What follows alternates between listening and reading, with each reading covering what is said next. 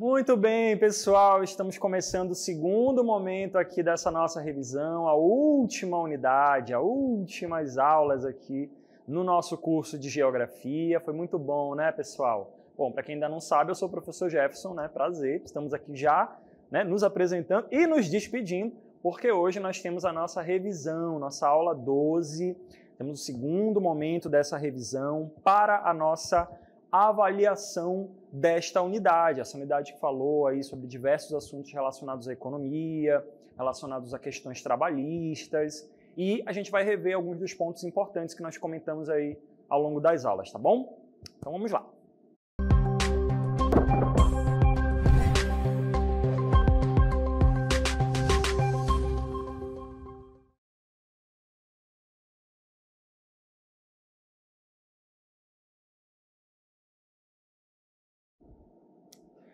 Pessoal, quantos assuntos legais nós vimos aqui ao longo desse curso de Geografia, não é mesmo? Tanto aqui nas aulas do professor Jefferson, né?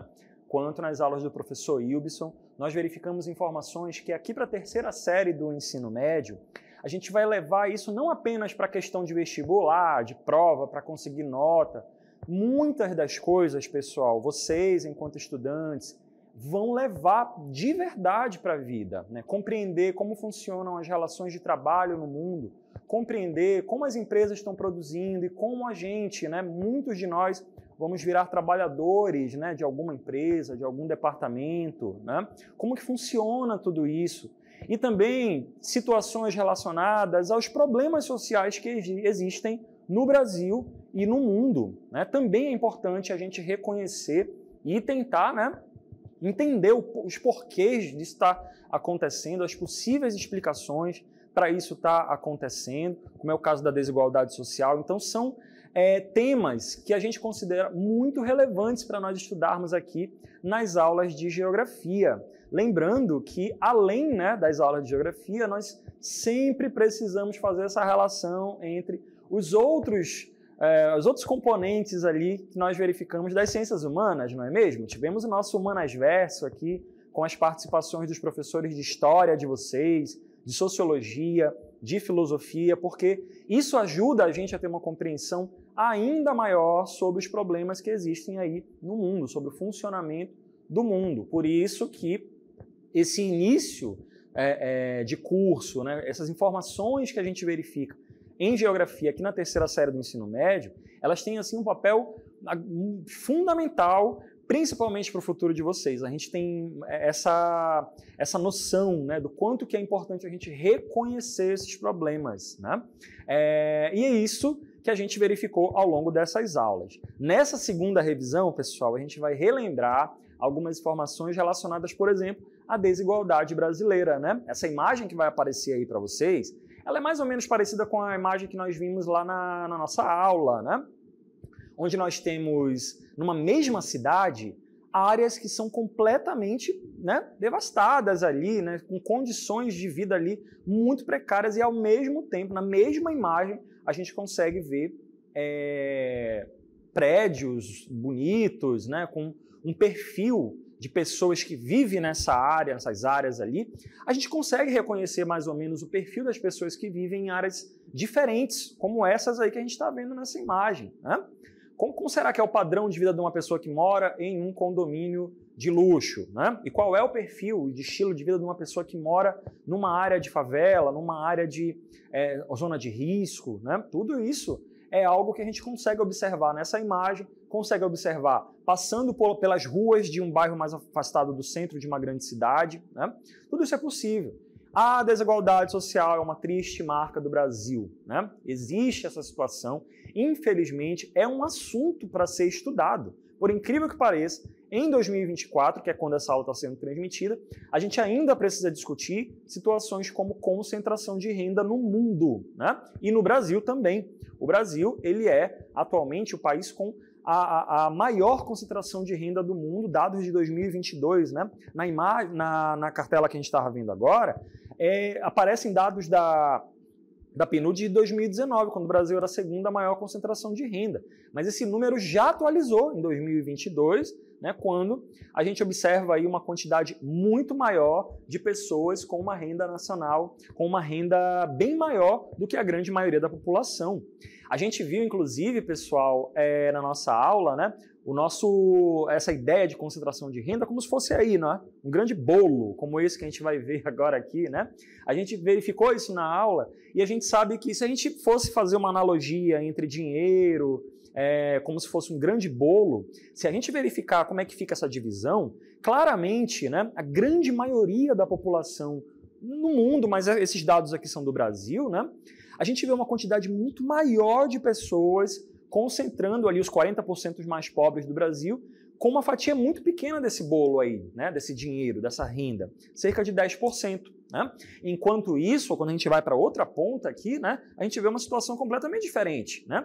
Os 1% mais ricos, olha aí, né, porque pouca gente comparado com a dinâmica populacional do Brasil, concentra aí em quase 30% de toda a riqueza brasileira. Então essas diferenças são muito grandes. Se tudo isso fosse um grande bolo, olha como é que ficaria, né, essas diferenças, né, entre a questão da divisão de renda, da distribuição de renda. Então a má distribuição de renda no Brasil é um dos problemas que faz com que ainda exista muita desigualdade. Né? E ainda tem o problema de questão racial, a gente falou isso na aula, né? Questão racial, população preta, população parda, população, né, diversa, até a população feminina, né, também tem sérios problemas com relação a isso, população LGBT, e tem todo um problema relacionado ao acesso dessas pessoas por diversos motivos, né? Principalmente preconceito, né? Preconceito racial, preconceito histórico, né? Machismo, enfim, toda uma situação que, consequentemente, colabora, né, para que isso aqui se mantenha no território brasileiro ainda. Né? Nessa próxima tela, apesar do que a gente falou aqui, a gente ainda vai ver esse gráfico novamente da nossa aula aí.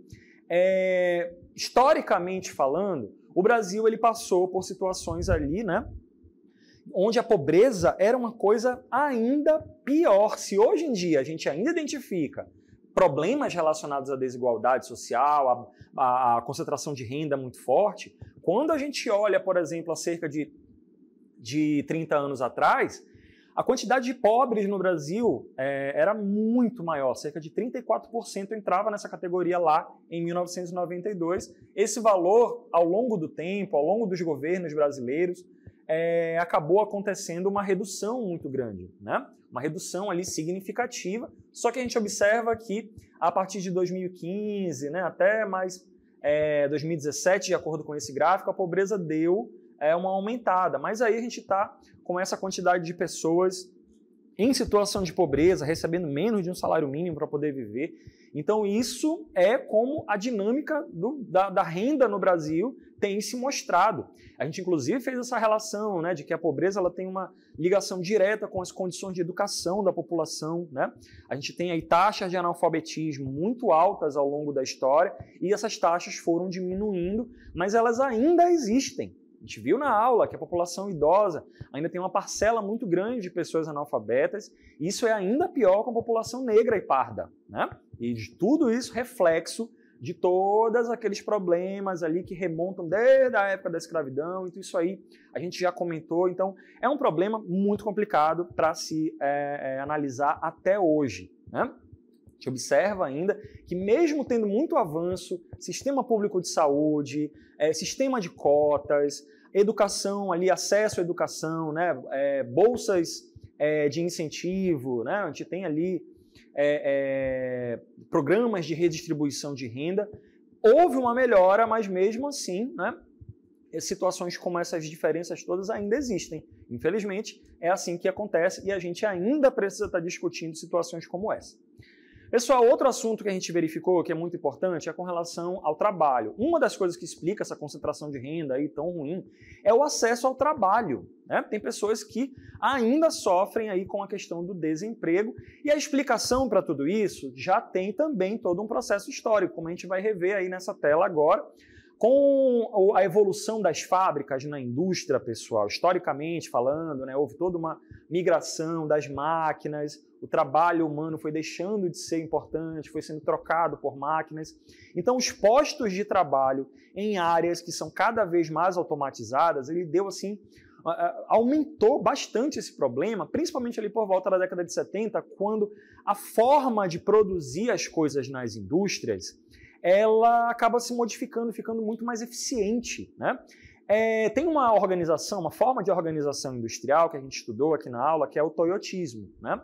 Que é o sistema de produção aí flexível, né? É o método just in time, né? Que é exatamente o método onde só vai ser produzido o que tiver pedido para ser feito. É uma fábrica de eletrônicos que produz televisores. Essa fábrica só vai produzir, só vai usar a sua matéria-prima, ela só vai ter pessoas trabalhando ali para produzir aquela quantidade de televisores de acordo com os pedidos, né?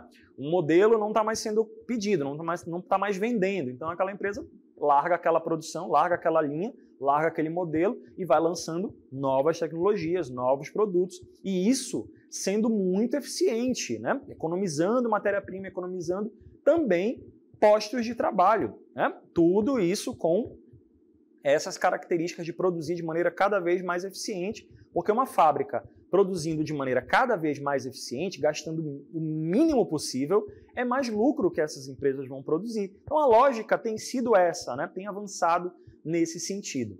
Na próxima tela a gente vai ver, inclusive, mais algumas características, né, desse modo toyotista aí de produção. É o caso da terceirização, por exemplo. Você tem uma empresa e essa empresa ela contrata uma outra empresa, né, para realizar algum outro serviço dentro daquele espaço. Você tem uma fábrica, por exemplo, de televisores, como a gente falou. Só que as pessoas que realizam trabalhos de limpeza, de manutenção no ar-condicionado, né, por exemplo, elas não são empregadas daquela empresa, né? Elas são empregadas de uma terceira empresa, né? de uma outra empresa que presta serviço para aquela empresa principal. Então é uma característica interessante. Por quê? Porque aquela empresa principal ela deixa de se preocupar com esse tipo de atividade, ela terceiriza aquilo ali, né? E ela faz com que ela garante, aquela empresa ali que foi contratada, ela garante aquele serviço ali, tudo, né, em troca de dinheiro. Então a terceirização tem sido uma prática cada vez consolidada, uma prática consolidada das empresas. Também existem as células de produção dentro de uma fábrica, pessoal. Não é tudo bagunçado assim, né? A empresa tem que produzir 100 televisores, tem que produzir 500 notebooks, tem que produzir 1.500 geladeiras. E as células de produção elas se organizam justamente para garantir esse tipo de produção certinha. Então vai ter um núcleo ali dentro daquela fábrica que vai se preocupar em fazer ali a produção das geladeiras, vai ter um núcleo ali que vai se preocupar com a questão ali do controle de qualidade, vai se preocupar com a questão dos televisores. Então, essa produção por células, por partes, né, ela garante com que aquela empresa ela produza ali certinho, no tempo certo, usando as metas de produção e tudo mais, né, e tudo isso acaba sendo cada vez mais usado, né, pelas empresas dentro dessa lógica do método just in time, né, método no tempo, método assim cada vez mais eficiente. É uma característica, né, disso, né? E aí a gente tem essa busca toda por essa produção ali toda certinha, sem nenhum prejuízo, né, para garantir cada vez mais lucro para essas empresas. Só que a gente tem o outro lado da moeda, né, que é a questão dos trabalhadores, as pessoas que trabalham nas indústrias, com os serviços em geral, não apenas nas indústrias, mas também em outros setores de atividade, né? A gente vai verificar na próxima tela, inclusive, essa imagem é muito interessante, né? Tem pessoas que são assim, né? Tem pessoas que são assim, né? Fazem um serviço, diferentes serviços ao mesmo tempo, né? Ela está cuidando de um serviço ali para uma pessoa, aí chega uma outra demanda, ela tem que vir resolver a demanda, né, na hora, e se não fizer, a culpa vai ser dela, do mesmo jeito, né? Então é uma cobrança cada vez maior, né, é uma prática, né, das empresas, de maneira geral, que os funcionários sejam cada vez mais eficientes, né? O que é eficiência? É você fazer o que você tem que fazer dentro de um prazo, fazer com qualidade, né? Fazer, né, com dentro das metas que aquela empresa produz. E de preferência sem reclamar, né? Nessa tela aí, né, tá aparecendo exatamente isso. Coisas relacionadas à saúde mental dos trabalhadores, coisas relacionadas ali, né, a outras situações, elas não contam, né? Se a gente pensar de maneira mesmo, né, direta, isso não é importante. O importante é o quê? Cumprimento de metas, cumprimento dos serviços, né? Independente da quantidade de coisas que essa pessoa tem que fazer. Como a gente observa uma modernização muito maior, pessoal, nas empresas, né, uma dinâmica ali onde os serviços eles estão ficando cada vez mais automatizados, né, sendo trocados, uma coisa que era feita de maneira manual, ela passa a ser feita por um computador, por exemplo. Então, aquele trabalhador que fazia aquele serviço, ele acaba perdendo, e aí a pessoa que sobra, ela acaba acumulando esse tipo de função, e isso faz com que seja uma exigência cada vez maior essa questão da eficiência. E aí, como a gente vai ver de novo naquela tela novamente, só para a gente fechar aqui a ideia, as empresas elas trabalham muita mudança nas legislações trabalhistas, tem sido uma busca cada vez maior, né? Flexibilizar contrato de trabalho, né, para a galera vir trabalhar no sábado, no domingo, qualquer horário, e quem não vier é porque não está afim mesmo, né? Não está afim, então não merece fazer parte desta família, né? Tem até muitos memes por aí que brincam com essa situação, né? De você ter essa coisa da redução de direitos como sinônimo de, né, compromisso com o trabalho, né? Quando, na verdade, a discussão de direitos trabalhistas ela não deveria acontecer em hipótese alguma. Direitos são direitos. Deu horário, acabou, né? Começou o horário de trabalho, vamos trabalhar, vamos fazer tudo com eficiência e tudo mais. Então, esse tipo de discussão, como a gente até falou na aula, né, ela gira nesses dois grandes pensamentos, assim, né? Um pensamento que é mais assim, quer trabalhar, vai ter que ser nas regras aqui que essa empresa manda e não sei o quê. Quanto mais, quem for mais eficiente aqui continua, quem não sei o quê, aquele tipo de pensamento. E tem um outro pensamento que lembra muito as regras que já estão estipuladas na legislação trabalhista, né? Férias, 13º, toda a questão das licenças que existem, né? Aposentadoria. Então, esse tipo de discussão acaba sendo muito intensa. Tem sido cada vez mais intensa, por incrível que pareça, né?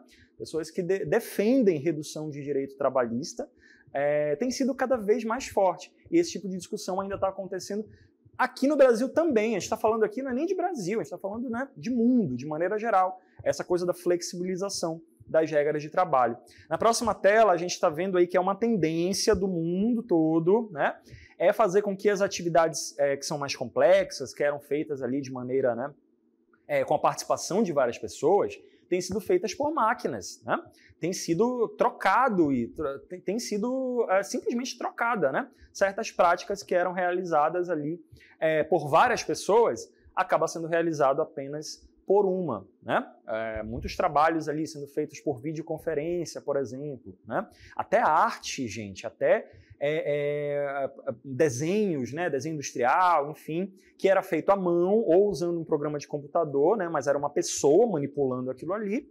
Aquilo ali acaba, já existem possibilidades daquele tipo de arte ser feito automaticamente. Você só coloca um comando lá e o software cria a arte, né? Cria aquele comando que foi colocado. E isso causa o quê? Como a gente está vendo aí nessa tela de novo, perda de postos de trabalho, extinção de algumas atividades, né? E até mesmo de algumas profissões. E ao mesmo tempo, claro, né, não é nenhum apocalipse, né, existe também a criação de novas demandas, principalmente pessoas que têm aí noção de programação, por exemplo. É uma demanda que tem aumentado cada vez mais, né? Pessoas que trabalham com a questão desse tipo de atendimento, por exemplo, tem sido, né, cada vez mais utilizado, né? A gente sabe manipular esses equipamentos aí. É uma dica aí para o futuro. A gente vai até ver nessa tela, né, essa tabela agora, que mostra, como nós vimos aí na aula, né, algumas profissões que são mais ou menos propensas à automação, né? Ou seja, as que podem ser mais trocadas e as que podem ser menos trocadas por computadores. Essa primeira tabela aí a gente está vendo aqui as que são mais possíveis de serem trocadas, né, por computadores. Ó. A gente até falou, os operadores de telemarketing, pessoas que trabalham com contabilidade, né, com questão fiscal, né, pessoas que escrevem processos jurídicos, enfim. Tudo isso tem uma tendência, corretor de imóvel, né, é uma tendência aí cada vez maior a ser um trabalho que vai virar automatizado. E as profissões menos propensas, tem também o outro lado, né, tem coisas aí que ainda vão precisar de trabalho físico ainda cada vez maior, né? Pessoas que gerenciam outras pessoas, né? Os chamados diretores, né? Tem aí os gerentes, né? Ainda tem demanda grande para isso. Pessoas que trabalham com arqueologia, psicólogos, né? A psicologia tem ali, né? uma demanda muito grande, né? Para serviços aí localizados com as pessoas que trabalham com cirurgia, né? Apesar de já existirem algumas práticas ali de cirurgia automatizada, mas esse tipo de trabalho ele ainda é feito de maneira presencial, né, local ali, dança, arte, enfim, tudo isso acaba sendo bem visto. Como será que serão as profissões do futuro, hein? Estamos acompanhando.